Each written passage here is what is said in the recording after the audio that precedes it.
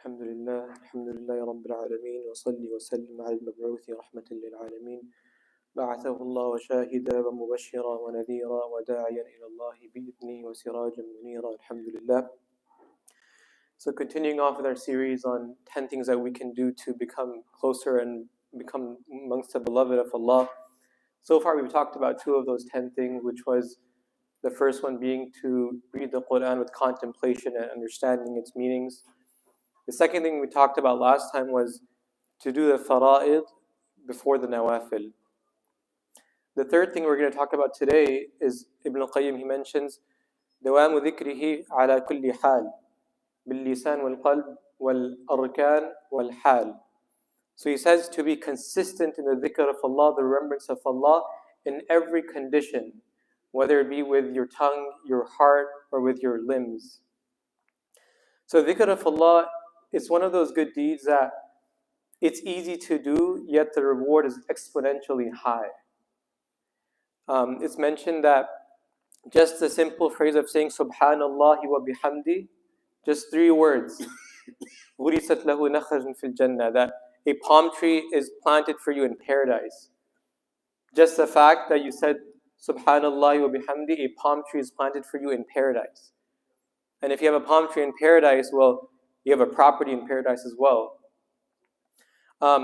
It's mentioned that one of the companions, he once came to Rasulullah and he said, "Oh Rasulullah, indeed all these injunctions, these shara'i' of Islam, all these laws and injunctions and all these a'mal are just too much for me. I can't do all of them.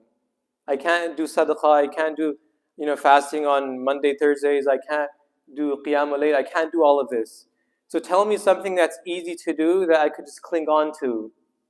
And so Rasulullah, he said, لا يزال لسانك رطبة من ذكر الله, to continuously make your tongue moist in the remembrance of Allah.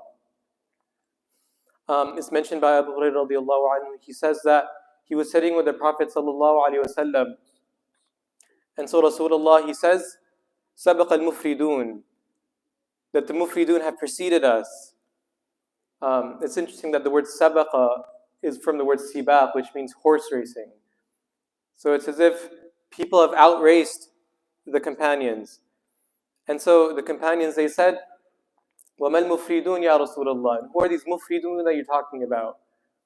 And so Rasulullah, he says, الْمُسْتَهْتَرُونَ فِي ذِكْرِ اللَّهِ, those who are constantly remembering Allah, who are absorbed in the remembrance of Allah, such that all their bad deeds and all their burdens are relieved from them, and they come on the day of judgment light, without any bad deeds. So this is a habit that we should all try to implement in our lives, that, for example, when we're walking to the masjid or when we're driving to the masjid, instead of listening to a podcast or the news, to instead take those 10 or 15 minutes doing dhikr of Allah. Doing dhikr of Allah.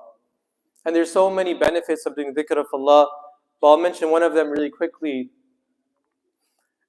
The main benefit of doing dhikr of Allah is that it is the solution to all of our problems and the cure to the illnesses of our heart. Did Allah not say in the Quran, أَلَا بِذِكْرِ اللَّهِ تَطْمَئِنُّ الْقُلُوبِ, that indeed by the remembrance of Allah do hearts find peace and ease? And elsewhere he also says, وَنُنَزِّلُ مِنَ الْقُرْآنِ مَا هُوَ شِفَاءٌ وَرَحْمَةٌ لِلْمُؤْمِنِينَ, that we reveal the Quran as a shifa, as a cure, and a mercy for the believers. And so we should always try to make a habit to do dhikr of Allah whenever we can.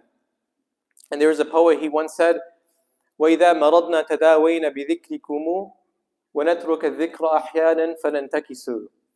So he said that whenever we would be sick, we would seek cure by your dhikr, O Allah. But sometimes we'd forget to do dhikr, and so we'd relapse into our sickness.